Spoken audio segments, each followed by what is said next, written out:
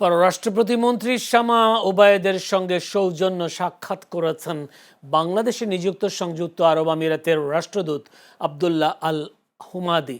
রোববার প্রতিমন্ত্রীর দপ্তরে এই সাক্ষাৎ অনুষ্ঠিত হয়। বৈঠকে দুই দেশের দীর্ঘদিনের বন্ধুত্বপূর্ণ সম্পর্ক আরও শক্তিশালী করার বিষয়ে আলোচনা করা হয়।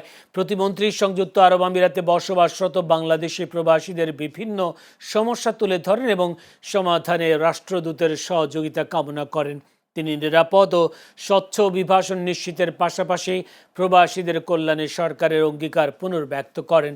বৈঠকে বাণিজ্য, বিনিয়োগ, জ্বালানি, অবকাঠামো, বন্দর ও আইসিটি খাতে সহযোগিতা বাড়ানোর বিষয়ে উভয় পক্ষ একমত হয়।